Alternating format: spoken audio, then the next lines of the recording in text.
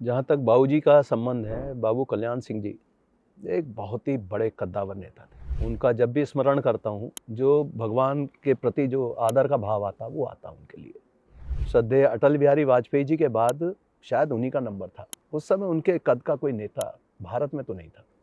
जब बोलते थे तो बिल्कुल जैसे रोए खड़े हो जाते हैं। वो हमेशा रूल्स की बात करना, बदमाशों पे सख्ती करना, चाहे अपना हो या पराया हो, सबके साथ एक जैसा भाव रखना, वो हमेशा इस चीज़ के हिमायती रहते थे। सर, आपने कल्याण सिंह के ज़माने में भी काम किया, वो आपको पुत्रवत मानते हैं, आप अलीगढ़ के एसएसपी भी रहे। तो ऐसे में कल्याण सिंह किस तरह के एडमिनिस्ट्रेटर थे? जहाँ तक बाबूजी का संबंध है, बाबू कल्याण सिंह जी एक बहुत ही बड़े कद्दावर नेता थे। और मैं आज भी उनका जब भी स्मरण करता हूँ, एक जो भगवान के प्रति जो आदर का भाव आता, वो आता उनके लिए। वो व्यक्ति, मैंने देखा कि वो किसी के लिए भी आउट ऑफ वे जाकर बिना रूल्स के कोई काम करना, वो सोच भी नहीं सकते थे। वो हमेशा रूल्स की बात करना, बदमाशों पे सख्ती करना, चाहे अपना हो या पराया हो, सबके साथ एक जैसा भाव रखना, वो हमेशा इस चीज़ के हिमायती रहते थे। और पार्टी में उनकी जो हनक होती थी, पार्टी में बहुत बड़े नेता थे। मुझे तो लगता है कि वो उस समय श्रद्धेय अटल बिहारी वाजपेयी जी के बाद शायद उन्हीं का नंबर था। अच्छा। हाँ, उस समय उनके कद का कोई नेता भारत में तो नहीं था। बीजेपी में उनके बराबरी का नेता नहीं था। क्योंकि बाबूजी का जो व्यक्तित्व था, वो बड़ा हठी स्वभाव भी बहुत था उनका। जिस चीज़ पर एक बार अड़ गए, फिर वो वापस नहीं होते थे उस मामले में।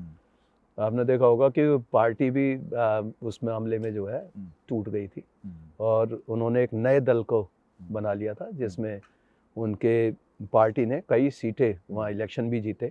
उसके बाद ये मंत्री पद भी मिले थे उनकी पार्टी को। लेकिन बीजेपी को बहुत बड़ा नुकसान हुआ था उस समय।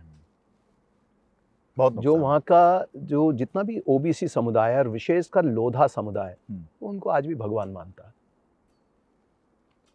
उनका उन्होंने जो उस क्षेत्र में जो विकास कराया है, और पूरे मतलब उत्तर प्रदेश में जो उन्होंने जिस तरह से उनका प्रशासन रहा, क्योंकि जब वो मुख्यमंत्री थे, मैंने देखा एक बार लखनऊ जोन की बैठक हो रही थी, तो उन्होंने जब डाटा देखने शुरू किए, क्राइम के आंकड़े देखे, तो मिस्टर वी.के. गुप्ता थे हमारे, उस समय डीआईजी रेंज थे, वो बात कर लेते थे। वो शायद एसएसपी अलीगढ़ रह चुके थे, तो वो माननीय कल्याण सिंह जी से बात कर लेते थे। बाकी लोगों की हिम्मत नहीं पड़ती थी जल्दी से सीधे बात करने की, बात करने तक हाँ, बात करने की हिम्मत नहीं पड़ती थी, ऐसे कि वो उन्होंने कोई सवाल किया, बस उतना ही जवाब देंगे आप। अच्छा। हाँ, तो मीटिंग में उन्होंने आंकड़े जैसे देखने शुरू किए, तो वो कुछ क्राइम बढ़ा हुआ था। और क्राइम भी बढ़ा हुआ क्या था, बाबूजी का ही कहना था, उनका कहना था कि वो रिकॉर्ड कीजिए क्राइम सब, एफआईआर लिखी जाएंगी, सब एफआईआर लिखी जाएंगी। और जब एफआईआर लिखी जाएंगी तो आप जानते ही हो कि बहुत सारा जो क्राइम है ऐसा जो लिखा भी नहीं जाता, ऐसे समझौते वगैरह करा के छोड़ा दिया जाता था। तो अब जब एफआईआर लिखी गई तो क्राइम कागजों में बढ़ गया। अब जैसी मीटिंग शुरू की, उखड़ गए एसएसपी के ऊपर, मेरठ के और ये बाकी जगह के जो एसएसपी थे, उन पर उखड़ने लगे। अब कमान संभाली फिर वी.के. गुप्ता सर ने। उन्होंने यही बात बतानी कि सर देखिए यहाँ उन्होंने कहा मुझे कुछ नहीं सुनना। वो मीटिंग एकदम खत्म हो गई।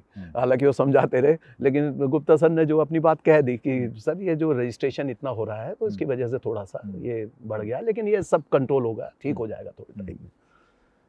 लेकिन मीटिंग उस दिन खत्म हो गई। तो ये गुस्सा भी मैंने उनका इस तरह का जो है, वो थोड़े गुस्सैल थे इस मामले में, प्रशासन के मामले में।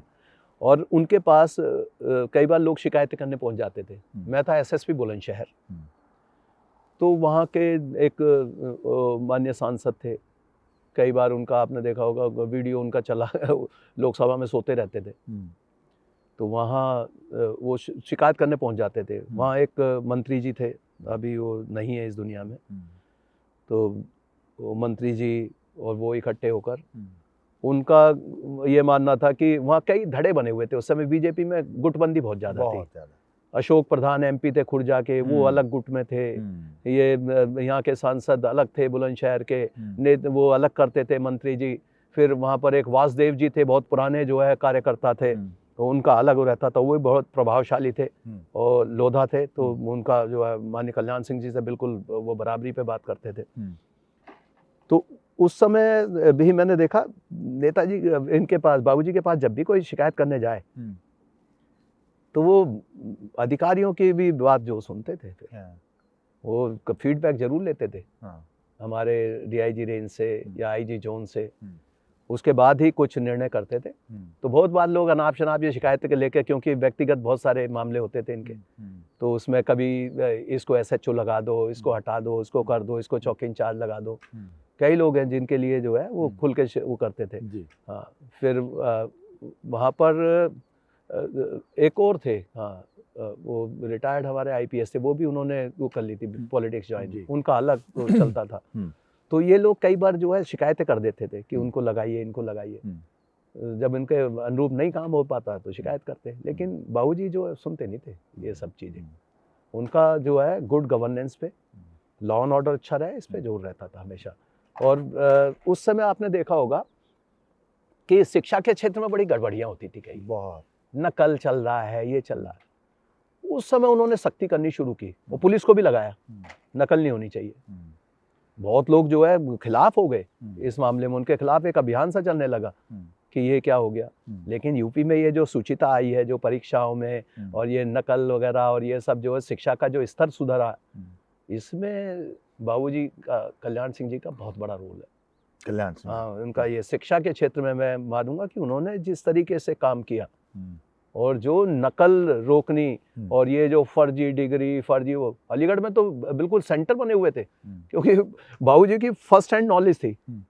वहाँ के जो कई सारे थाने हैं, मैं उसमें जब जाता था और वहाँ के सेंटर्स जब विजिट किए तो पता चला कि वहाँ केरल का स्टूडेंट वहाँ के परीक्षा दे रहा है, तमिलनाडु से वहाँ के दे रहा है। तो हमें बड़ा आश्चर्य होता है, यहाँ के क्यों परीक्षा दे रहे हैं। तो लोगों को बता कि साहब यहाँ पर ये बोर्ड परीक्षा का मतलब होता है कि बोर्ड पे परीक्षा, बोर्ड पे उत्तर लिख दिए जाते हैं, ये सब पास हो जाते हैं यहाँ से। ऐसे ऐसे ठेके होते थे। लेकिन उन्होंने देखिए, उनका ही क्षेत्र था वो, बोर्ड का परीक्षा मतलब, हाँ, बोर्ड पर परीक्षा होगी, बोर्ड पर जो सब आंसर लिखे जाएंगे ये बोर्ड की परीक्षा होती थी।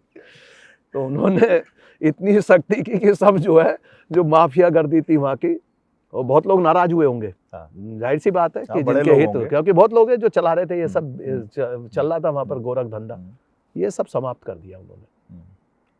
और परीक्षाओं में जो सुचिता लाए, बदमाशों के खिलाफ, उनके बाबूजी के जो टाइम को जो है लोग याद करते हैं। 2 बार रहे मुख्यमंत्री, तो उनका जो पहली बार का जो कार्यकाल था बहुत ही जबरदस्त था।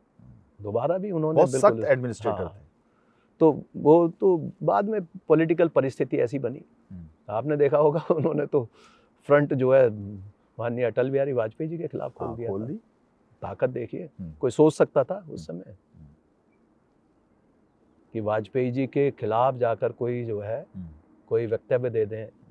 लेकिन तो वो उसूलों के बहुत पक्के थे, जिस चीज पे फर्म कन्विक्शन है तो फिर उसके लिए अड़ जाते थे। और यही मैंने उसमें देखा जब दोबारा सरकार बनी जो समाजवादी पार्टी के साथ, वो भी मैंने बड़ा नजदीक से देखा कि किस तरह से वो टूटा आपस का गठजोड़। अच्छा, उसमें एक थे वहाँ पर श्री कृपाल सिंह जी, वो एमएलसी थे जी, वो बाबूजी की पार्टी के थे। अब उनको एमएलसी का चुनाव था, उनको लड़ाना था, आपस में अंडरस्टैंडिंग थी, दोनों पार्टी जब एक साथ चल रही थी। लेकिन मैंने देखा कि मेरी वहाँ समाजवादी पार्टी के भी जो महानगर अध्यक्ष, जिलाध्यक्ष, सबसे बातचीत होती रहती थी, लेकिन वहाँ अंदर खाने की एक खिचड़ी पका दी लोगों ने। उन्होंने क्या किया कि एक कैंडिडेट खड़ा करा दिया, बागी कैंडिडेट समाजवादी पार्टी का, उसको जितवा दिया। क्रॉस वोटिंग हो गई। अब उसमें बाबूजी को बहुत धक्का लगा और केवल इसी बात पर उन्होंने सरकार छोड़ दी थी। जहाँ विश्वास को जो है, तो वो विश्वास खूब करते थे, लेकिन मान लीजिए किसी ने विश्वासघात कर दिया तो फिर उस पर वो अड़ जाते थे। और संभवतः यही कारण रहा।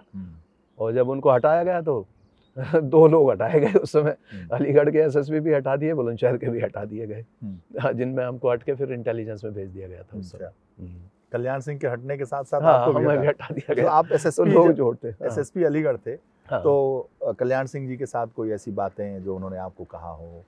वो कभी वैसे लोकल मामलों में हस्तक्षेप करते नहीं थे। हाँ, उस समय थोड़ा-सा उनका कुछ दाँत में कुछ थोड़ी-सी परेशानी शुरू हो गई थी। तो अक्सर बहुत कम वो इस तरह की डायरेक्शन देते थे, कोई स्पेसिफिक किसी के बारे में कुछ कहना। ज़्यादातर वो कर्टसी के नाते हम लोग ऐसे ही मिलते थे। लेकिन वो मैंने देखा कि कोई बहुत ज़्यादा लोकल मामलों में, पार्टी के मामलों में वैसे कोई निर्देश उस तरह के नहीं देते थे पुलिस को डायरेक्ट कोई भी। हाँ, वो अधिकारियों पे ही भरोसा करते थे, जो भी निर्देश लेने अपने आईजी से लो, डीआईजी से लो, इस तरह के उनके। बहुत ज़्यादा हस्तक्षेप हाँ, नहीं। नहीं हस्तक्षेप नहीं करते थे। वो पुलिस के मामलों में डायरेक्शन देते थे, वो भी टॉप पर देते थे। अधिकारियों के थ्रू प्रॉपर चैनल जो है जाएंगे, जो निर्देश जाएंगे। अभी आपने कहा सर कि लोधी समाज के लिए वो भगवान है, तो ऐसा ईश्वरत्व का गुण उन्होंने प्राप्त किया? देखिए, आज भी आप देखेंगे, मैं देखता हूँ कि लोधी समाज उनसे बिल्कुल ऐसे डट के जुड़ा हुआ है। राजू भैया के साथ उसके बाद जुड़ गया। अब तो उनकी तीसरी पीढ़ी भी मंत्री परिषद में आ गई है। संदीप। हाँ, तो ये सब लोग जो हैं, वहाँ के जो जितने भी लोधा समुदाय क्या, वहाँ के लोकल जो हैं अलीगढ़ के, वो सब बहुत ज़्यादा इज्जत करते हैं। लेकिन जो जहाँ जहाँ लोधा बेल्ट है, लोधा बेल्ट बहुत बड़ी संख्या है। मैं देखता था कि वहाँ जो पटवाई है रामपुर में, वहाँ तक जो लोधा बेल्ट है। फिर बुंदेलखंड में जाइए आप, हर जगह। लेकिन वहाँ देखते हैं लोकल नेटिव्स रहे होंगे, जो लोधा कम्युनिटी है, उसमें देखा कि कई बार बहुत ज़्यादा लोगों की हाइट नहीं होती ज़्यादा। वो टिपिकल अलग तरह का जो है एक वो बनावट शारीरिक रहती है।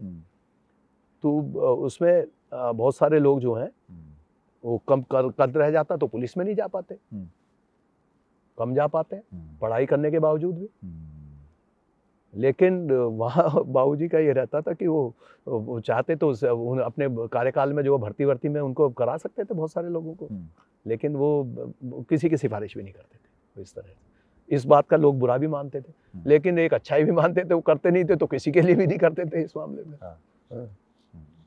तो ये है, हर एक बहुत सारे चारित्रिक गुण इस तरह के थे कि जिन्हें लेकर लोग जो उनको आज भी उनसे जुड़े हुए हैं, क्योंकि उस क्षेत्र का जो विकास है, जो पढ़ाई लिखाई के मामले में उन्होंने जिस तरह से लोगों को प्रेरित किया, और अब तो उस समुदाय के मैं जानता हूँ बहुत सारे, अभी मुझे एक कमिश्नर मिले, इनकम टैक्स में है, तो मैं देहरादून गया था। मैंने देखा कि उनकी बड़ी ज़बरदस्त फॉलोइंग है, और उन्होंने मेरा फ़ोटो और वो सब फेसबुक पे डाला, तो लाखों की संख्या में वो आ गए कमेंट्स। अच्छा, कहाँ? मैं देहरादून गया था, वो अधिकारी हैं, मैं उनसे भी ये बात कर रहा था, तो मैंने कहा यही इतने पॉपुलर हैं। फिर उन्होंने बताया कि बाबूजी का तो बात ही कुछ हो रही है, और पूरी कम्युनिटी में उनका जो पकड़ रही है, और अब जो लोग मानते हैं उन्हें इस रूप में मानते हैं जो मैं आपको बता रहा हूँ। तो ये है खूबियाँ, परिवार में भी इस तरह की आई हैं। इसी तरह राजू भैया का रहा, वो भी जिसके लिए बिल्कुल, जिससे कन्विंस्ड है कि इनका काम ठीक है, तो उसके लिए फिर पूरा जोर लगाते थे। हाँ, और कभी भी कोई वैसे भी अपेक्षा नहीं रखते थे किसी तरह की कि कोई गलत काम करो, कुछ करो। उनका कहना था कि बिल्कुल एकदम सीधा सीधा काम कीजिए, टीम बनाकर काम कीजिए। वो कई बार ये इस बात को कहते थे, टीम बनाकर काम कीजिए। तो ये वो पूरे परिवार में ही कुछ ईश्वर की देन है कि अच्छा उन्होंने वहाँ पर अलीगढ़ का कायाकल्प किया उन्होंने। और साथ में जो बाकी तो उनका फिर जिस तरह का उन्होंने आंदोलन चलाया, सफल रहे। तो एक जो उनका वक्ता थे, प्रखर वक्ता थे, जब बोलते थे तो बिल्कुल जैसे रोए खड़े हो जाते हैं। तो देखा उस समय भीड़ को कैसे वो अपनी तरफ जो है जब बोलना शुरू करते थे तो कैसे आकर्षित करते थे। तो है बहुत ही, इसीलिए ये लोग इतनी ऊंचाई तक पहुँचे हैं। और अध्यापक तो थे ही बेसिकली, तो वो चीज़ शिक्षा के क्षेत्र में इसीलिए उनका जो है, शायद मैं जो सोचता हूँ, उन्होंने नज़दीक से ये देखी सारी कि क्या वहाँ पर कुप्रथाएं चल रही हैं और क्या किया जा सकता, तो इसलिए उन्होंने एक बहुत बड़ा जो चेंज लाया। और फिर ये बदमाशों पे भी शायद श्री प्रकाश शुक्ला वगैरह पे भी कार्रवाई तभी हुई थी। हाँ भाई, अभी तक का सबसे बड़ा वो माना गया है बदमाश माफिया।